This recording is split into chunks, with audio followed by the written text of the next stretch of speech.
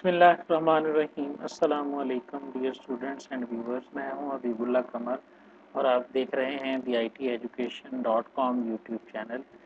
Dear viewers, आज हम बात करेंगे पीपीएससी प्रिपरेशन के हवाले से। ये हमारा आज चौथा सेशन है। पहले हमारे 3 सेशन हो चुके हैं, जिसके अंदर एक सेशन में हमने ऑब्जेक्ट ओरिएंटेड प्रोग्रामिंग को डिस्कस किया और उसके बाद जो 2 सेशन थे हमारे, उसमें हमने डेटाबेस को डिस्कस किया, डेटाबेस के हवाले से और डेटाबेस का आरडीएम मॉडल, रिलेशनल अलजेब्रा, और वो जो आउटलाइन हमने एक टेंटेटिव आउटलाइन बनाई है कि पीपीएससी लेक्चरशिप का जो कंप्यूटर साइंसेस का एग्ज़ाम है, ये इस प्रपोज्ड स्कीम में से या इस प्रपोज्ड आउटलाइन में से जो है ना वो आ सकता है। तो आज उसी हवाले से डेटाबेस का जो है वो पार्ट नंबर 3 है। ये आज इंशाअल्लाह अज़ीज़ हमारा मुकम्मल हो जाएगा जी। ये वो आउटलाइन थी जिसकी हमने बात की थी, जिसमें से काफ़ी सारा पोर्शन हमने कर लिया था। आज हम सिर्फ एसक्यूएल स्टेटमेंट्स के ऊपर ज़्यादा फोकस करेंगे। एसक्यूएल वाला पार्ट ही हमारा रहता था।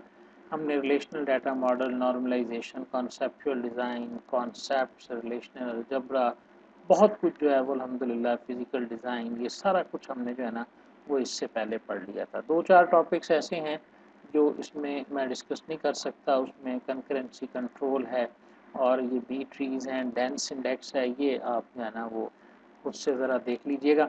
बाकी इंशाल्लाह अल्हम्दुलिल्लाह आज हम ना इसको कंक्लूड कर लेंगे और इसके बारे में जो structured query language, data definition languages और ये जो चीज़ें हमारी रहती थी ना, उनको जो है ना वो आज हम कंप्लीट कर लेंगे। ठीक है, तो डेटाबेस की हवाले से क्विज़ भी आपके पास होंगे। हमने जो स्ट्रैटेजी बनाई है वो यही है कि हम आपको लेक्चर डिलीवर करते हैं, फिर उसके बाद आपको डेली आपका क्विज़ होता है। तो theiteducation.com के प्लेटफॉर्म से जो प्रेपरेशन का सिलसिला है, ये बिल्कुल मुफ्त आपके लिए जो है ना वो हम लेकर आए हैं जी। इसकी कोई चार्जेस नहीं है। हमने डेटाबेस मैनेजमेंट सिस्टम के ये जो हैंडआउट्स आपको मैं दिखा रहा हूँ, इनको हमने प्लान किया था कि हम इनके ऊपर बात करेंगे। इसके 100 पेजेस को हमने पहले दिन डिस्कस किया, फिर 70-80 पेज हमने जो है ना वो नेक्स्ट डे हमने डिस्कस किए थे। तो बिल्कुल यही वो पार्ट था जहाँ से हमने लास्ट टाइम छोड़ा था और आज इंशाअल्लाह अज़ीज़ हम यहीं से स्टार्ट करेंगे कि किस तरह से। तो सबसे पहले बात करेंगे हम फिज़िकल डिज़ाइन की। लॉजिकल डिज़ाइन और कॉन्सेप्चुअल डिज़ाइन के ऊपर हमने बात कर ली थी कि कैसा होता है। तो फिज़िकल डिज़ाइन की अगर हम बात करेंगे तो फिज़िकल डिज़ाइन ऑफ डेटाबेस से मुराद ये है कि अब आप कोई डीबीएमएस को सिलेक्ट करेंगे। सिलेक्ट करने के बाद आपने जो कुछ भी नॉर्मलाइजेशन किया था, जो आपने डेटा एट्रीब्यूट्स को डिफ़ाइन किया था अपनी एंटिटी डायग्राम के अंदर, आपने डोमेन की बात की थी और जो भी कॉन्सेप्ट आपने रिस्पांस टाइम, सिक्योरिटी के हवाले से कॉन्सेप्चुअली या लॉजिकली रिप्रेजेंट किए थे, उनको अब हम इम्प्लीमेंट करेंगे अपने फिज़िकल डिज़ाइन के अंदर। सबसे पहले फिज़िकल डिज़ाइन के अंदर डिफाइनिंग द फील्ड्स आता है। फील्ड हमारे पास क्या है? स्मॉलेस्ट यूनिट है। ठीक है, यानी आप जब डेटाबेस बनाते हैं तो उसके अंदर टेबल होता है, टेबल के अंदर रोज एंड कॉलम्स हैं। तो उसमें से जो आपके पास एक कॉलम है ना, ये आपका सबसे स्मॉलेस्ट यूनिट है जिसको आप डिज़ाइन करने जा रहे हैं। यानी आपके टेबल में कौन कौन से फील्ड होंगे जिसके अंदर आप डेटाबेस को जाके या डाटा को सिलेक्ट करेंगे, उनकी डाटा टाइप्स क्या होंगी, ये डाटा टाइप्स उन एट्रीब्यूट्स की क्या होंगी, किस किस्म का डाटा जो है वो उसके अंदर स्टोर किया जा सकता है। वो न्यूमेरिक डाटा को लेंगे, डेट को लेंगे या किसी भी दूसरे टाइप के डाटा को वो आप जो है ना वो स्टोर करने की सलाहियत रखते होंगे। अगर हम बात करें बेसिक प्रिमिटिव डाटा टाइप्स की, जो किसी भी स्टैंडर्ड एसक्यूएल लैंग्वेज के अंदर होती हैं, तो इसमें वेरिएबल करैक्टर्स के नाम से है, जिसके आगे हम साइज़ मेंशन कर सकते हैं कि कितने करैक्टर्स, मैक्सिमम जो है वो 32,767 करैक्टर्स जो है ना वो यूज़ कर सकते हैं। कोई भी डीएमएस होगा, डीबीएमएस होगा, तो उसके लिए डाटा टाइप्स जो है ना वो ये होंगी। बाकी अगर आप कोई पर्टिकुलर पढ़ेंगे, जैसे एसक्यूएल सर्वर आगे हम देखेंगे, तो उसमें हम डिफरेंट हो सकती है। तो 32,767 जो है ना ये आपके पास हैं। दूसरी इसी तरह वेरिएबल करैक्टर 2 है। इसी तरह करैक्टर साइज़ है, इसके अंदर हम साइज़ मेंशन कर सकते हैं। ठीक है, ये वेरिएबल करैक्टर ये सेम है, नंबर को स्टोर करना है तो उसमें ज़ाहिर है न्यूमेरिक डाटा टाइप्स भी हैं, जिसमें इंटीजर, लॉन्ग, फ्लोट हर किस्म की वैल्यू को आप स्टोर कर सकते हैं। लॉन्ग जो है ये इंटीजर टाइप की वैल्यू होगी, लेकिन बड़ा इंटीजर होगा, डेट टाइम की अलहदा से है। इसी तरह इसमें ये 3 फॉर्मेट होते हैं हमारे पास। एक रॉ का फॉर्मेट है जिसमें बाइनरी डाटा को हम स्टोर कर सकते हैं। अब बाइनरी डाटा से क्या मुराद है, चाहे इमेज स्टोर करो, चाहे कोई फाइल स्टोर करो, चाहे जो है ना वो को ऑडियो स्टोर करो, जो मर्जी आप इसमें स्टोर कर सकते हैं। ये हमारे पास बाइनरी फॉर्म ऑफ डाटा जो है ना वो होता है।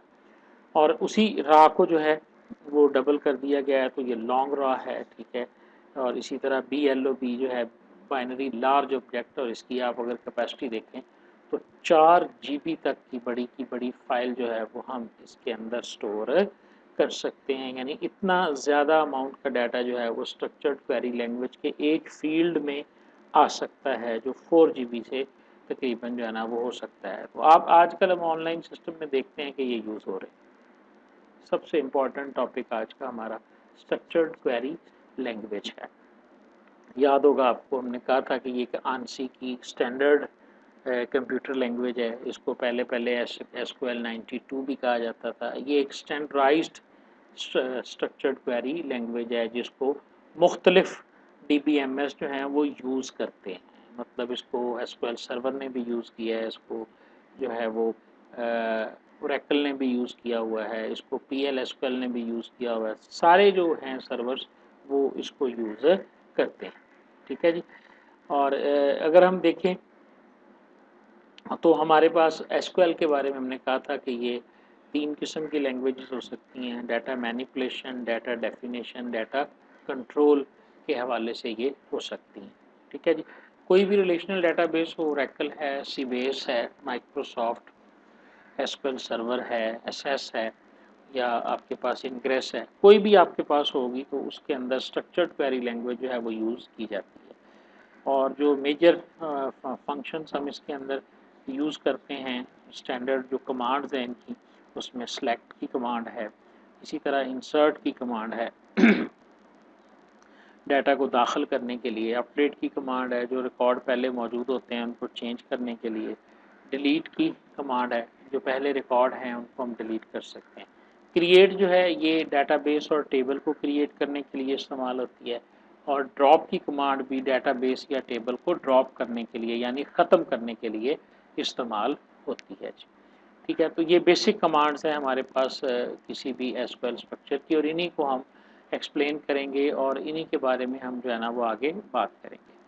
अगर हम बात करें SQL की तो ये पोर्टेबल है, पोर्टेबिलिटी इसके अंदर है, यानी कोई भी कॉन्टेक्स्ट हो तो ये चल सकता है। इसी तरह इसके अंदर जो है ना वो दूसरी खूबी जो है वो हमारे पास, यानी आपके पास कोई भी DBMS होगा तो ये पोर्टेबल है, इधर से उधर जा सकती है। लॉन्गिटिविटी से मुराद लॉन्ग लाइफ है। SQL के अंदर लिखा हुआ जो डाटा है आमतौर पर ज़्यादा वक्त के लिए लिखा जाता है, ऐसे नहीं है कि महीनों के लिए। डाटाबेस आमतौर पर हम लॉन्गर जो है ना वो पीरियड ऑफ टाइम के लिए बनाते हैं, ठीक है। क्रॉस कम्युनिकेट कर सकती है डाटाबेस, हर किस्म की कोई भी आपके पास DBMS हो तो SQL उसके साथ इंटरेक्शन कर सकती है। हम जिस SQL सर्वर को यूज़ करेंगे वो माइक्रोसॉफ्ट SQL सर्वर है। ये DBMS है माइक्रोसॉफ्ट वालों का। इसके लिए हम W3 स्कूल पे जाते हैं, इसको भी हमने यूज़ करना है जी। हमारे ट्यूटोरियल के अंदर हम इसके ऊपर डिफरेंट किस्म की एग्जांपल, बहुत ज़बरदस्त चीज़ है जी ये। बहुत इसके अंदर जो सबसे बड़ा फ़ायदा है ना SQL का वो ये है कि हम इसके ऊपर अपनी एक्सरसाइज कर सकते हैं, कोड को रन करके जो है ना वो हम देख सकते हैं। इसके अलावा इसके ऊपर आपको रेफरेंस मिल सकता है, डाटा टाइप्स मिल सकती हैं, और ये देखें आप इसके ऊपर एग्जांपल्स हैं, और ये रेफरेंसेस आपके पास पूरा MySQL के फंक्शन क्या हैं, SQL के कीवर्ड क्या हैं, यानी बड़ी डिटेल के अंदर जो भी लेटेस्ट फंक्शंस हैं ना वो सारे के सारे आपको यहाँ पर मिल सकते हैं। इसमें स्टैंडर्ड भी मौजूद हैं और इसके अंदर जो है वो रेफरेंस के हवाले से जो पर्टिकुलर सिंटैक्स है किसी ख़ास DBMS का, तो वो भी इसके अंदर जो है ना वो मौजूद है। सिर्फ यही नहीं है, ये बाकी सारी कमांड्स हैं इसके अंदर, तमाम की हर चीज़ जो है ना वो रन होके इस्तेमाल होती हुई आपको नज़र आएगी। तो ये भी हम आज के अपने लेक्चर में इसको भी इस्तेमाल करेंगे, कुछ चीज़ें का कॉन्सेप्ट समझाने के लिए हो सकता है कि मैं आपको यहाँ पर भी लेकर आऊँ। अगर हम बात करें रूल्स की एसक्यूएल की, तो ये रूल्स हमारे पास हमने कहा था डाटा डेफिनेशन लैंग्वेजेस और डाटा मैनिपुलेशन लैंग्वेज में पर मुश्तमिल होती हैं इसकी जो कमांड्स हैं, ठीक है। तो इसमें डाटा डेफिनेशन के अंदर हम जो है ना वो डिफ़ाइन करते हैं डेटाबेस को बनाना, और मैनिपुलेशन के अंदर हम जो है ना सेलेक्ट या इंसर्ट कर सकते हैं, ठीक है। इसका पहला रूल यही है कि जो भी कमांड्स के नाम होंगे जैसे सेलेक्ट और इंसर्ट है, तो ये रिजर्व वर्ड कहलाते हैं। आमतौर पर हम इसे कैपिटल के अंदर लिखते हैं, यानी कैपिटल में ही आपको लिखे हुए सिंटैक्स में ये नज़र आएंगे। लेकिन इसका ये मतलब नहीं है कि एसक्यूएल लैंग्वेज जो है ना ये आपके पास ये केस सेंसिटिव लैंग्वेज है। यहाँ पर मैं आपको देखें ये प्रैक्टिकल करके दिखाता हूँ कि हमने ये सेलेक्ट की कमांड है, कैपिटल में लिखा हुआ है ना कि 2 कस्टमर में से रन करेंगे ना तो नीचे आपको इसका रिजल्ट नज़र आ जाएगा, ठीक है, ये 2। लेकिन अगर मैं इस सेलेक्ट को स्मॉल में लिख देता हूँ, फ्रॉम को भी स्मॉल में लिख देता हूँ और रन करता हूँ, तो सेम आउटपुट जो है वो यहाँ से क्या पता चला कि ये केस सेंसिटिव नहीं है। इसका ये मतलब नहीं है कि अगर आपने बड़ी में नहीं लिखा तो ये कमांड्स जो है ना ये रन नहीं होंगी, ठीक है। लेकिन एक कन्वेंशन है कि जो यूज़र डिफाइंड है उनको आप लोअर केस में रख लें, जैसे कंपनी नेम है, कस्टमर है, और जो आइडेंटिफायर्स हैं वो वैलिड होने चाहिए, ठीक है। और इसी तरह एट द रेट्स के से शुरू होने चाहिए, 256 कैरेक्टर्स तक उनकी मैक्सिमम जो है वो विड्थ हो सकती है, ठीक है। जिस तरह वही आम जो रूल्स हमारे पास थे ना एक लैंग्वेज को डिफ़ाइन करने के, वही वाले तकरीबन रूल्स यहाँ पर मौजूद हैं। हम इस्तेमाल नहीं कर सकते रिज़र्व वर्ड को एज एन आइडेंटिफायर, भी हम उनको यूज़ नहीं कर सकते, ठीक है जी। और इसी तरह ये हमारे पास आ गई, ये बड़े अहम रूल हैं, करली ब्रेसेस वाला और इसी तरह जो है ना आपके पास बड़ी ब्रेसेस वाला, ठीक है। या इसमें देखें कि जो तो आपके पास करली ब्रेस में लिखा हुआ है ना ये सेलेक्ट, उसका अगर रिजर्व वो आपका है ऑप्शनल, आप चाहें तो लिखेंगे वरना इसको नहीं लिखेंगे तब भी आपकी ये स्टेटमेंट चलेगी। अच्छा, जो बड़ी ब्रैकेट में लिखा हुआ है, जो करली ब्रेसेस में लिखा होता है ये लाजमी होता है आपके लिए, यानी आपको यहाँ पर या तो स्टैटिक लिखना पड़ेगा या फिर आपको ये लिस्ट जो है वो देनी पड़ेगी, तो जो कॉलम की लिस्ट हम यहाँ, इसके बगैर यानी आपकी ये क्वेरी मुकम्मल नहीं होगी, ये स्टेटमेंट आपकी जो है वो नहीं चलेगी। तो जो ब्रेसेस है करली ब्रेसेस है वो, और इसके अंदर जो दूसरी ऑप्शन है वो ये पाइप साइन की है ना, पाइप साइन जो है ये आपके पास ऑप्शनल होता है कि आप इनको ऑप्शनल वैल्यूज़ के लिए भी यूज़ कर सकते हैं, ठीक है। ये ज़रूर आपके जहन में होना चाहिए कि ब्रेसेस जो हैं ये ऑप्शनल हैं, इसी तरह करली ब्रेसेस जो हैं ये हमारे पास कंपल्सरी हैं, जो पाइप का साइन है ये ऑप्शन को शो करता है। ये चीज़ें जो हैं ये 100% एश्योर होनी चाहिए इसके सिंटैक्स के हवाले से कि कौन सा सिंबल जो है वो एसक्यूएल के अंदर क्या परफॉर्म करता है। अब हम बात करते हैं माइक्रोसॉफ्ट एसक्यूएल सर्वर की डाटा टाइप्स की। पहले जो हमने डाटा टाइप डिस्कस की थी वो जनरल थी, लेकिन अगर हम माइक्रोसॉफ्ट एसक्यूएल को देखें तो इसमें नंबर को big int, int, small int वगैरह में डिवाइड किया गया है, ठीक है। और इसी तरह और भी टाइप्स हैं, टाइनी इंट है। तो आपको एक तो एसक्यूएल सर्वर जो है उसकी याद होनी चाहिए, और एक आपके पास जो जनरल डाटा टाइप्स हैं जैसे यहाँ पे मेंशन होंगी। इसके अंदर एक डाटा टाइप्स का सेक्शन हमने देखा था ना जब हम यहाँ आए थे, ये देखें एसक्यूएल डाटा टाइप्स आपको नज़र आ रहा है। जब आप इसको खोलोगे तो ये आपको एसक्यूएल की जनरल डाटा टाइप्स भी बताएगा जो स्टैंडर्ड एसक्यूएल के अंदर हैं, ठीक है। और इसके अलावा ये उनकी लिस्ट भी बता देगा आपको जो माइक्रोसॉफ्ट एसक्यूएल की हैं या पीएल एसक्यूएल की हैं या ओरेकल एसक्यूएल की हैं। तो आपको ये सारी जो है ना इनका जो है ना वो याद होना चाहिए कि करैक्टर जो है वो क्या है, वेरिएबल करैक्टर क्या है, या माइक्रोसॉफ्ट एसक्यूएल जैसे एक्सेस के अंदर करैक्टर या वेरिएबल करैक्टर है, उसके अंदर टेक्स्ट है, ये नज़र आ रही है ना, एक्सेस के अंदर टेक्स्ट है, मेमो है, ठीक हो गया। उधर वेरिएबल करैक्टर या करैक्टर है, लेकिन दोनों सूरतों में डाटा को स्टोर करने के लिए करैक्टर वैल्यूज़ या दूसरी वैल्यूज़ जो है ना वो हो सकती हैं। तो डाटा टाइप्स का आपको अंदाज़ा होना चाहिए और इनकी लिमिट्स का भी आपको अंदाज़ा होना चाहिए। एमसीक्यूज़ के हवाले से ये काफ़ी इंपॉर्टेंट इन्फॉर्मेशन जो है ना ये आपके पास बन जाती है, ठीक है। उसके बाद देखें जी आगे हमारे पास इसको देखते हैं, ये प्रोग्राम, ये आरडीएम की सूरत में ना आपके सामने लिखा हुआ है, ये प्रोग्राम टेबल का नाम है और उसके बाद प्रोजेक्ट नेम जो पीआर नेम जो है ये इसकी प्राइमरी की है चूंकि अंडरलाइन है, ठीक है। और बाकी ये टेबल उनके फील्ड्स और उनकी प्राइमरी की लिखी हुई है। सबसे पहले क्रिएट टेबल कमांड,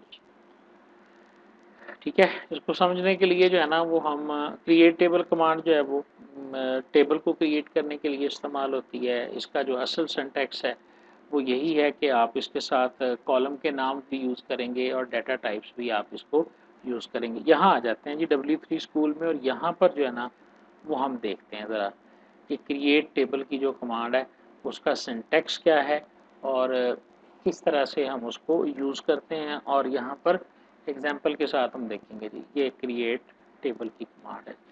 ये ज़रा विजिबल करके लिखा हुआ है कि आप क्रिएट टेबल और टेबल का नाम लिखेंगे, उसके बाद ब्रैकेट लिखने के बाद और ये ब्रैकेट बंद होके, यानी जो आपके कॉलम है जितने हैं, एक कॉलम फिर उसकी डाटा टाइप, फिर दूसरा जो है वो आप कॉलम लिखेंगे, फिर उसकी डाटा टाइप, फिर इसी तरह तीसरा कॉलम उसकी डाटा टाइप।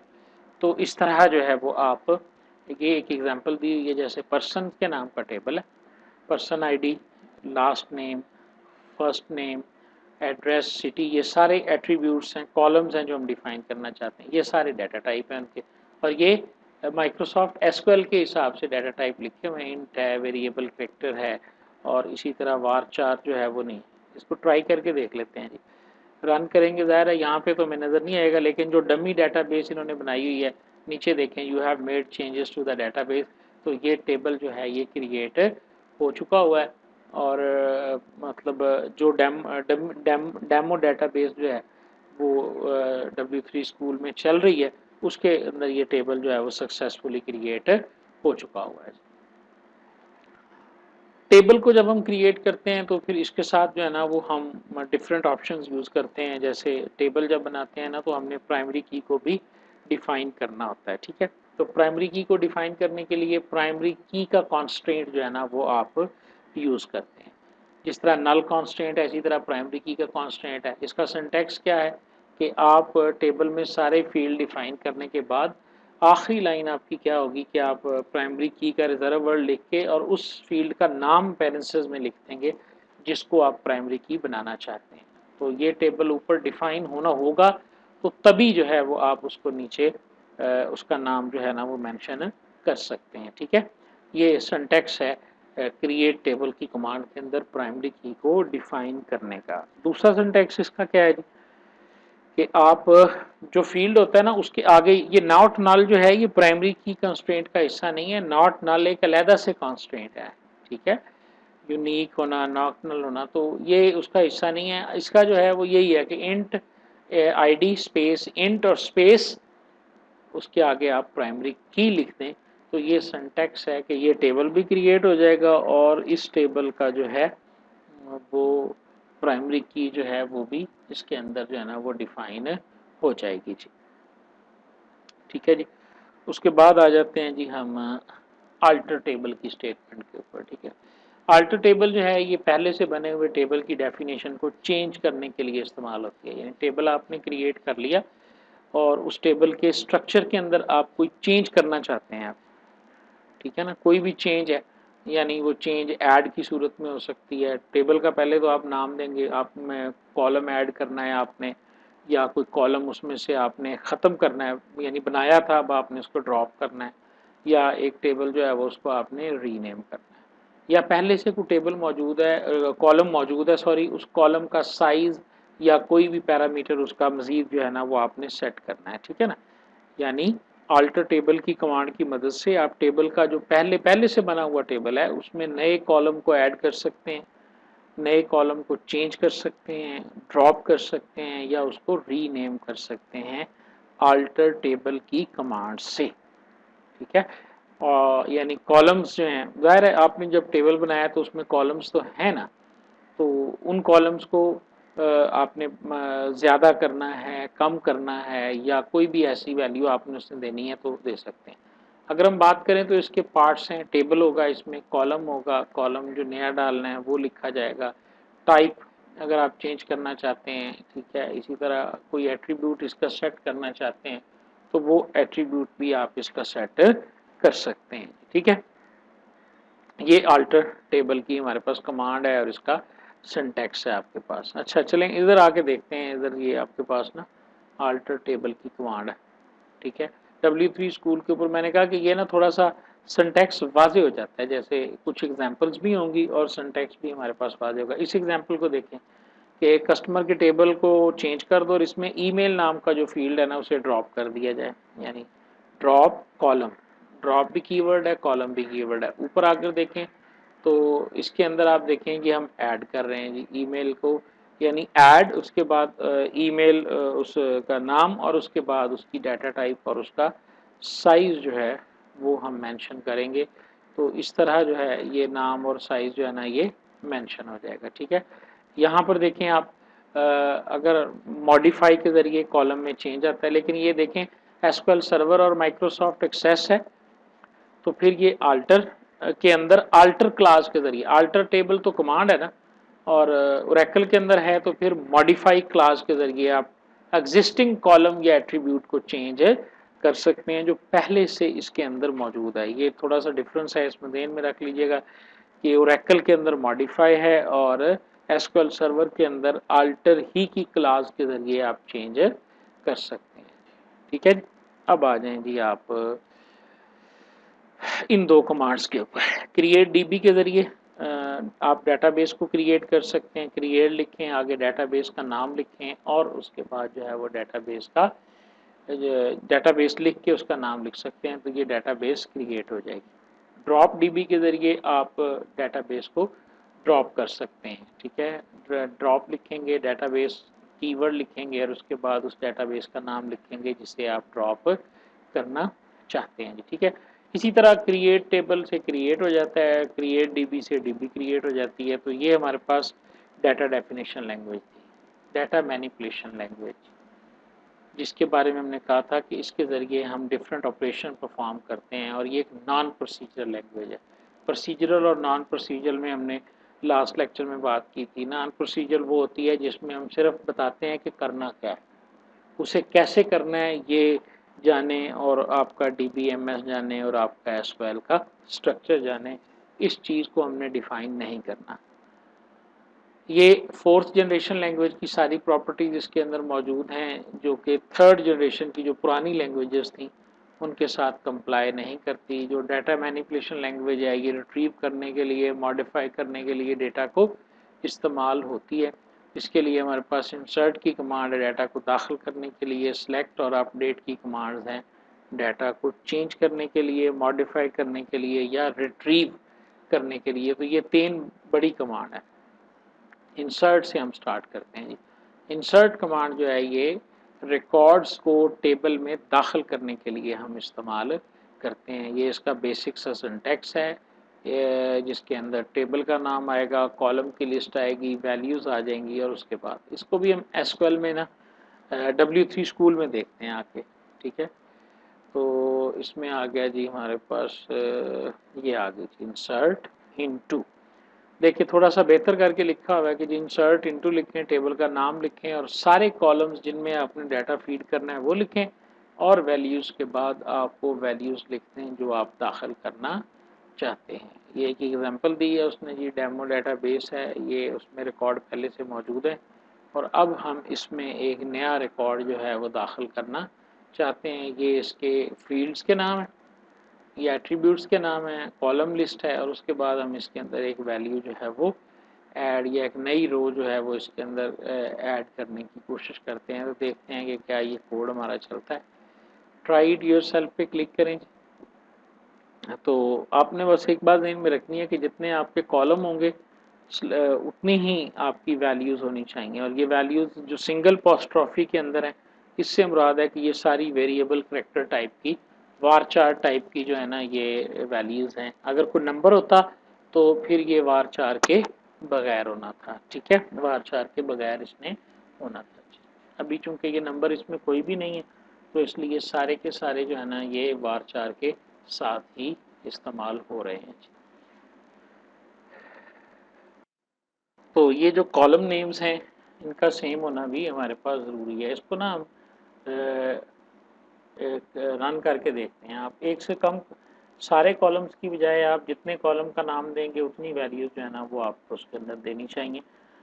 2 कॉलम है तो 2, 3 है तो 3, और इसी तरह आप जितने कॉलम्स इसमें देंगे ना, ऐड करेंगे, उतने ही होने चाहिए। ठीक है, तो ये देखें इसमें 7 कॉलम है टोटल, तो उन तमाम का नाम दिया गया है। इसको ट्राई करते हैं तो फिर देखते हैं, बगैर उसके भी ये रन हो जाती है। अगर आप कॉलम्स की तादाद ना भी दें ना, सिर्फ आपको पता है कि 7 वैल्यूज़ हैं, 7 की 7 ही देनी है, तो फिर भी ये रन हो जाएंगी। ठीक है, ये एक रो इसके अंदर इफेक्ट हो गई है, वो बता रहा है कि पहले 92 थे रिकॉर्ड, तो अब हम इसमें थोड़ी सी चेंज करते हैं और चेंज करके दोबारा इसमें इस क्वेरी को रन करेंगे ना, तो देखेंगे रिकॉर्ड्स की तादाद जो है ना वो 93 हो जाएगी। इसका मतलब है कि ये रिकॉर्ड्स जो है वो इसके अंदर फीड हो चुके हुए।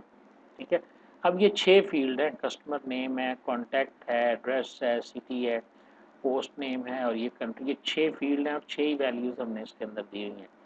अब हम अगर ट्राई करते हैं इनको बगैर फील्ड नेम के मैयर करने की, ये हमने इसको ख़त्म किया, तो ये मैं कह रहा था ना कि इसके बगैर भी हो जाता है।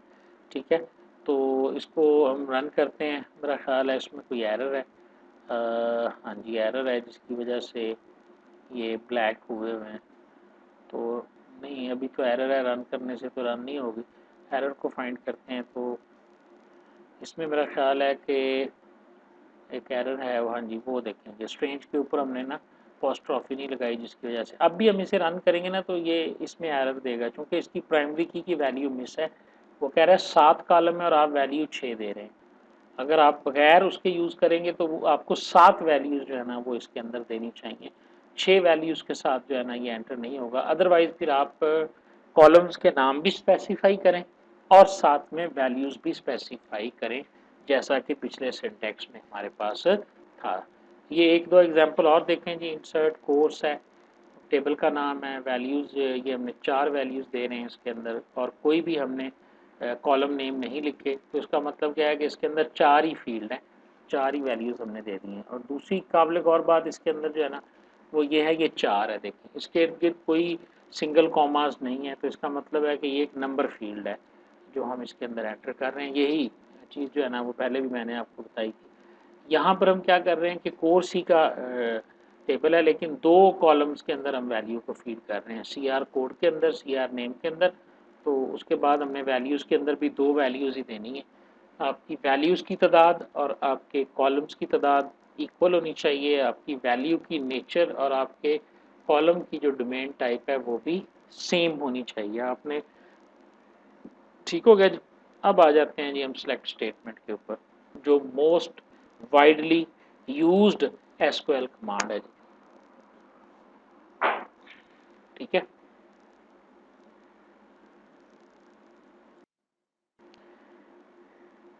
सेलेक्ट स्टेटमेंट जो है ना जी, ये हमारे पास कॉलम्स को और रोज़ को सिलेक्ट करने के लिए इस्तेमाल होती है, और इसके अंदर हम सिलेक्ट भी यूज़ करते हैं, फॉर्म भी और वेयर भी। मुख्तलिफ इसकी क्लासेस हैं ज़्यादा, और मैं ये कहूँगा कि आप सारी क्लासेस को जो है ना वो देख लें।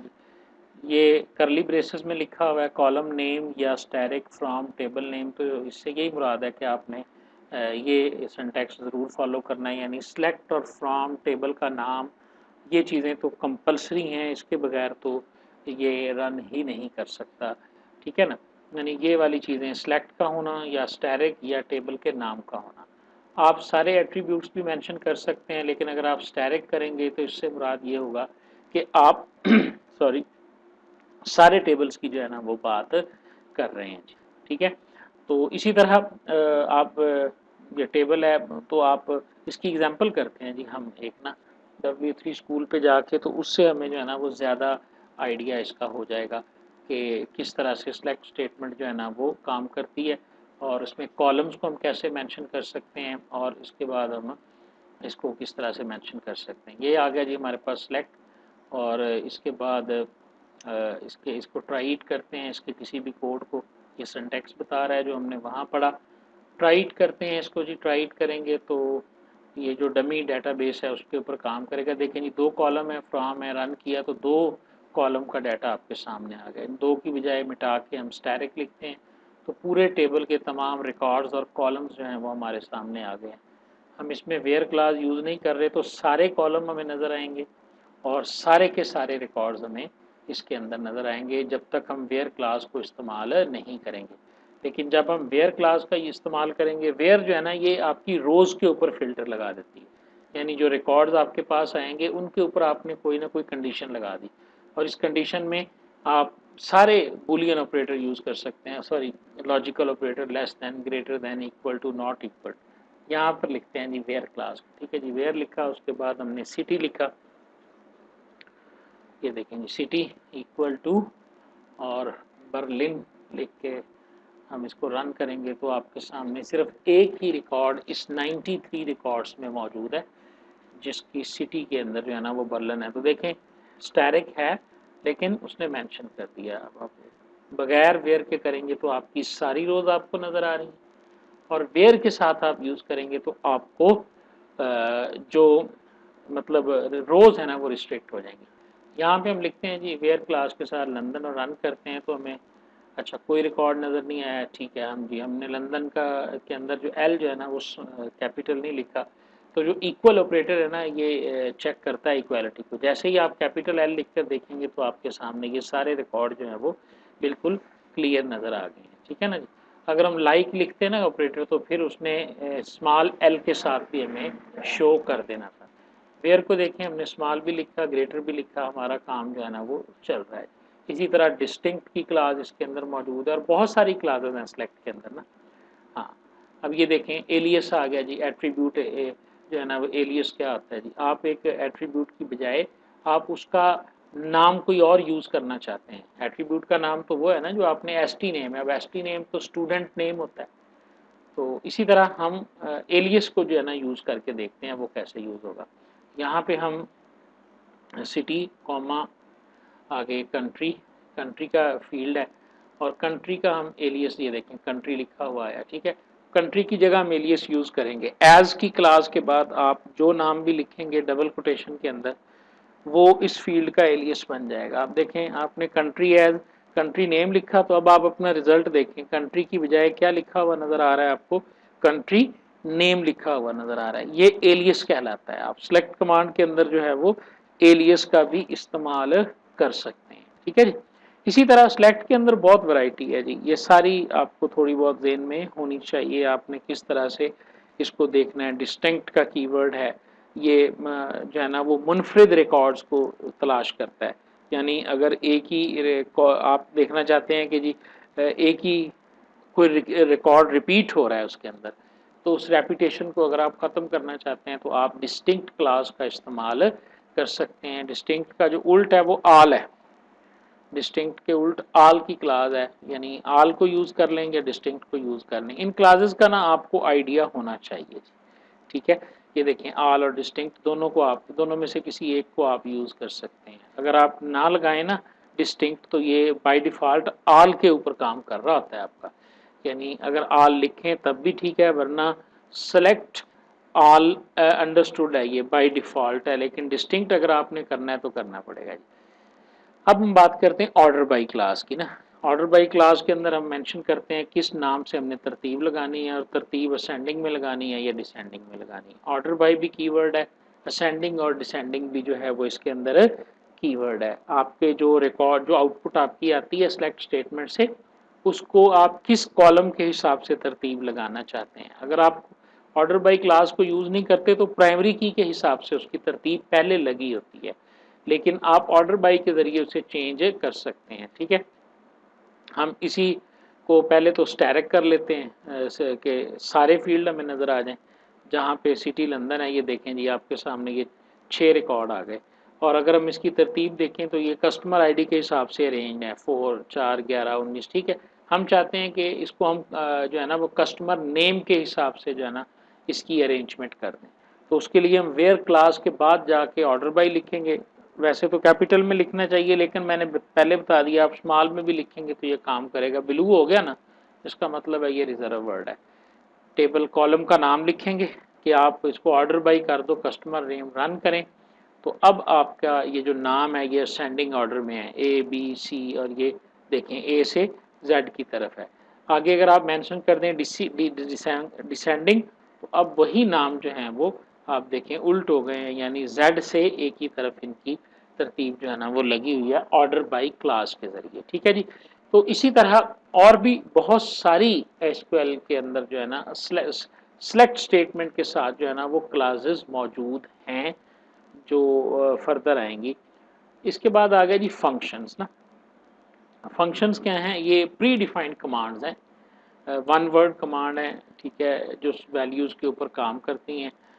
एसक्यूएल के अंदर बिल्ट इन फंक्शंस मौजूद हैं जो मैथमेटिकल नेचर के भी हो सकते हैं, जैसे एबीएस है, राउंड है, सिन है और एसक्यूआरटी है। ठीक है ना। इन तमाम के नाम और इनके फंक्शन आपको थोड़े थोड़े याद होने चाहिए, कम से कम जो मशहूर फंक्शन है उनका तो आपको आइडिया हो ना।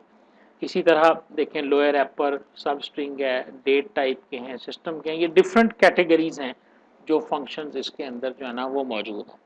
एक जो है ना वो बड़ा ही मशहूर फंक्शन है एक ना, जो हम लोग इस्तेमाल करते हैं, उसकी हम बात करते हैं पहले ना जी। तो अब आप देखें कि ऑर्डर बाई के अंदर ना हम यहाँ पे हम ये काउंट का एक बड़ा फंक्शन मशहूर फंक्शन है जी, बहुत ही मशहूर फंक्शन है ये ना, रिकॉर्ड्स को काउंट करता है ये। जिस तरह सेलेक्ट स्टैटिक जो है ना वो सारे रिकॉर्ड लेके आता है, तो ये सारे रिकॉर्ड में उनकी तादाद सिर्फ देखता है। अब हमने इसे कहा कि लंदन सिटी जिनका है ना उनकी तादाद बता दो, तो उसने बताया कि 6 इनकी तादाद है। बिल्कुल इसी तरह और भी बहुत सारे फंक्शंस जो है ना वो ऐसे एसक्यूएल के अंदर स्टोर्ड प्रोसीजर्स फंक्शंस, इस तरह का नाम जो है ना वो इनको दिया जाता है। ये चंद मशहूर फंक्शन देखें दिखाए हुए, इसमें एवरेज है, काउंट है, देख रहे हैं ना आप। और उसके बाद आ गई जी group by class. Group by class को ना आमतौर पे हम सेलेक्ट के अंदर यूज़ करते हैं डाटा को ग्रुप करने के लिए, यानी हम चाहते हैं कि जी कस्टमर के अंदर ना एक मुल्क के कितने लोग कस्टमर जो है ना वो मौजूद हैं। तो अब हम चाहते तो ये हैं कि एक मुल्क के जिनका कंट्री नेम ये है ना, तो वो आ जाएं। ठीक है। लेकिन ये देखें आपके सामने ना, ये काउंट करो कस्टमर आईडी को और उसके बाद कंट्री हो जहाँ पे ग्रुप, यानी कंट्री के हिसाब से उनको कैलकुलेट कर लो। तो ये आप देखें उसने बता दिया जी कि कंट्री अर्जेंटीना के 3 लोग हैं, यानी वो जो 93 रिकॉर्ड्स की हम बात कर रहे थे ना, उसमें उसने कंट्री के हिसाब से उनकी तादाद को, काउंट ने तादाद गिन ली और कंट्री ने जो है वो ग्रुपिंग करके बता दिया कि कौन कौन सा मुल्क जो है उसके लोग जिसके अंदर मौजूद हैं। यानी हम सिर्फ ये पता करना चाहते थे कि 93 लोगों में से किस किस मुल्क के लोग जो हैं वो मौजूद हैं, तो हमने उसको ग्रुप बाई कंट्री कर दिया। तो जैसे मैं पहले भी बता रहा हूँ कि इस तरह की बहुत सारी क्लासेस जो है ना वो सेलेक्ट के साथ जुड़ी हुई हैं, उनका आपको जो है ना वो W3 स्कूल से आपने उनको पढ़ लेना है खुद से ना। जैसे ये डिस्टिंक्ट क्लास है, कितने ही नाम आपको याद आ रहे हैं। ठीक है। तो इन क्लासेस को आपने खुद से देखना है जी। ठीक है। मतलब इसमें देखें आप, ये काफ़ी सारे नाम हैं। मैं ये रिकमेंड करूँगा कि आप ना इनको एक दफ़ा गो थ्रू कर लेंगे। टॉप का था, ठीक है, हैविंग का होगा इसके अंदर, और इसके अंदर जो है वो डिफरेंट किस्म की क्लासेस जो है ना वो सिलेक्ट के हवाले से हो सकती हैं। सिलेक्ट है, अपडेट है और इंसर्ट है, इन्हीं के बारे में ज़्यादातर क्वेश्चन जो है ना वो क्वेरी से रिलेटेड अगर आएंगे। तो जैसे ये देखें अब हैविंग क्लास आ गई, यानी चंद क्लासेस तो बहुत मशहूर है ना, हैविंग, ग्रुप बाई, तो उनमें से एक हैविंग क्लास भी है। इसको आमतौर पे हम ग्रुप बाई के साथ जो है ना वो यूज़ करते हैं। ग्रुप बाई जो है वो ग्रुप करता है और हैविंग जो है फिर उसे फिल्टर कर देता है। जो रिकॉर्ड्स आपने ग्रुप किए हैं उनको मज़ीद आगे आप फिल्टर करने के लिए इस्तेमाल करते हैं। ठीक है जी।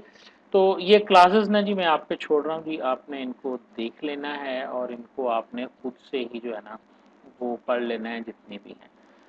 उसके बाद हम बात करते हैं जॉइंस की। सब की definition with example with table previous lecture में बताया जा चुका है। कार्टेशियन प्रोडक्ट क्या है, इनर जॉइन क्या है, आउटर जॉइन क्या है, सारे जॉइंस के बारे में आपको ऑलरेडी जो है वो बताया जा चुका है। बाकायदा वहाँ पर टेबल्स और उनके नताइज दिखा के जो है ना वो किया गया था। लेकिन आपको इसके सिंटैक्स का अंदाज़ा होना चाहिए कि जॉइन जब लिखते हैं तो उनका सिंटैक्स क्या होता है।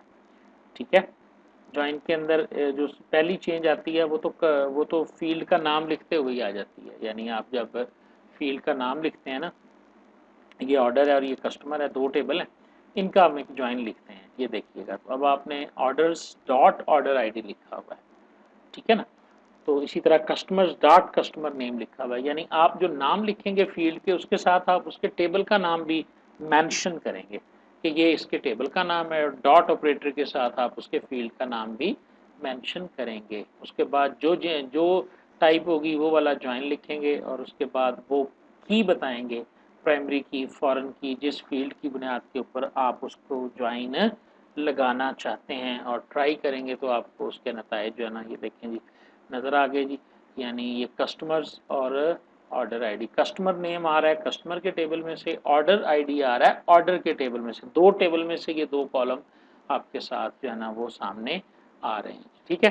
बहरहाल इसके जितने भी सिंटैक्स हैं, जितना भी इसका प्रैक्टिकल है, ये आपने खुद से कर लेना है, और यही तकरीबन एसक्यूएल के अंदर जो है ना वो टोटल कमांड्स हैं, जॉइंस हैं, और इसके अलावा जो हमने क्लासेस पढ़ी हैं वो सारी की सारी इसके अंदर हैं जी। मैं उम्मीद करता हूं जी कि आपको इनका सिंटैक्स बाकी का भी आप देख लेंगे, और इस सिंटैक्स को थोड़ा सा आप जहन में बिठा लेंगे। लेफ़्ट जॉइन, अब लेफ़्ट जॉइन को देखें ना तो ये डायग्राम आपको क्या बता रही है, ये डायग्राम यही बता रही है कि लेफ़्ट वाले सारे आएंगे, और लेफ़्ट और दोनों के जो म्यूचुअल हैं वो भी नज़र आपको आएंगे, ठीक है। लेकिन जो राइट के नल हैं या जो कॉमन नहीं हैं वो आपको नज़र नहीं आएंगे। अगर आप राइट की बात करेंगे तो यही इक्वेशन जो है ना ये उल्ट हो जाएगी आपके सामने। बहरहाल इनकी तफसील एग्जाम्पल्स के साथ जो है वो आपको पहले बताई जा चुकी है, इसीलिए इनको मज़ीद दोबारा से डिस्कस नहीं करना चाहिए जी हमें, ठीक है। और आगे आ गया जी एक्सेस कंट्रोल, ये वो सिक्योरिटी के हवाले से है। आपको याद होगा हमने लैंग्वेजेस में पढ़ा था data definition language, data manipulation और डाटा कंट्रोल लैंग्वेज। तो ग्रांट और रिवोक जो हैं ये डाटा कंट्रोल लैंग्वेजेस की कमांड्स हैं, जिसके ज़रिए डाटाबेस के यूज़र्स को प्रिविलेजेस जो है ना वो असाइन की जाती है। कौन सा यूज़र किस टेबल और व्यू के ऊपर राइट, रीड या अपडेट, डिलीट के राइट्स रखता है, प्रिविलेजेस रखता है, ठीक है। ये इसका बेसिक सिंटैक्स है जी। ग्रांट में कितनी किस्म की प्रिविलेजेस होती हैं ये आप याद रख लीजिएगा, ऑब्जेक्ट्स क्या होते हैं, यूज़र कौन कौन से हैं, इन चीज़ों को ना आपने खुद से पढ़ना है, सेल्फ स्टडी आपने थोड़ी सी करनी है। और चूंकि हर बंदे ने अपने मुख्तलिफ अंदाज में पढ़ा हुआ है, ये सारी चीज़ें आपको मिल जाएंगी, ठीक है जी। तो ये हमारा आज का सेशन था जी, पीपीएससी कंप्यूटर साइंस प्रिपरेशन का सेशन नंबर 4, और आज जो मेरी वसात के मुताबिक डाटाबेस था वो मैंने आपको पढ़ा दिया। इससे ज़्यादा मुझे डाटाबेस आता भी नहीं है, ठीक है ना। यानी ये जो जितना मुझे आता था ना, आप यकीन करें, प्रैक्टिकली तो ज़ाहिर है मैं आपको नहीं करके दिखा सकता, क्योंकि प्रैक्टिकली मुझे हो सकता है मैं डाटाबेस को डिज़ाइन भी करता हूँ, क्योंकि प्रोफेशनली मैं काम करता हूँ, लेकिन बाकी थ्योरेटिकली यही सारा डेटाबेस है। अगर मैं अपने लिए भी तैयार करता तो मैंने यही सिलेबस जो है वो तैयार करना था, और आपको पढ़ाकर भी मैं अपने लिए ही तैयार कर रहा हूँ। जैसे मैंने पहले दिन ही आपको बता दिया था कि टीचिंग जो होती है ना ये इसी से इंसान सीखता है। टीचिंग टीच्स यू, बेशक आप टीचर हैं लेकिन ये असल में आप ही को सिखा रही होती है। तो जो सिलेबस हमने प्रपोज किया था गैट से और उधर से डेटाबेस का, उसका मोस्टली पार्ट जो है ना वो हो चुका हुआ है। एक दो चीज़ें आपको नज़र आएंगी, जैसे ये बी ट्री मुझे नज़र आ रहा है, ये आप खुद से करेंगे। और बहुत बहुत शुक्रिया, बहुत थैंक यू जी आपका, ठीक है। Best of luck.